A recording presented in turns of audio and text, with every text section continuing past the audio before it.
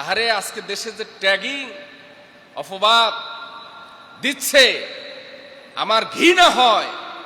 আরব্য সেই কথা মনে পড়ে, যারা খুন কা বাদলা খুন,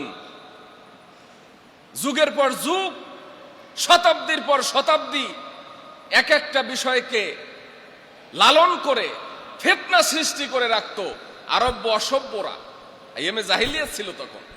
আজকে আমাদের দেশে, ছোট্ট একটা দেশে মানুষদেরকে বিভাজন সৃষ্টি করে মানুষ মানুষের শত্রুতে পরিণত হয়। মানুষ মানুষকে অস্ত্র নিয়ে ধাওয়া করে, মানুষ মানুষকে পাথর দিয়ে হত্যা করে, মানুষ মানুষকে মিথ্যা ট্যাগিং দেয়। এটা রসুলের আদর্শ হতে পারে না, এতে ঈমান থাকে না। সুতরাং রসুলের আদর্শ যদি আপনি বাস্তবায়ন করতে চান, প্র্যাকটিস করতে চান, তাহলে সত্যবাদীদেরকে ভালোবাসতে হবে, সত্যবাদীদের সাথে আপনাকে থাকতে হবে। কার নির্দেশ? আল্লাহর নির্দেশ, রসুলের নির্দেশ না। ইয়া আইয়ুহাল্লাযীনা আমানু ওয়া কুলু মা'আস সাদিকিন। মাশাআল্লাহ, আপনি হাফেজ নাকি? হ্যাঁ, কে বললেন?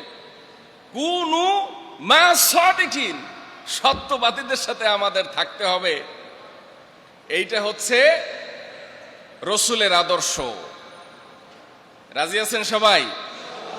সত্যবাদীদের সাথে থাকতে রাজি আছেন? সত্য কথা বলতে রাজি আছেন? সত্য সুন্দরের সাথে আমরা সবসময় আছি। আল্লাহ কবুল করেন, আমরা বলি আমিন।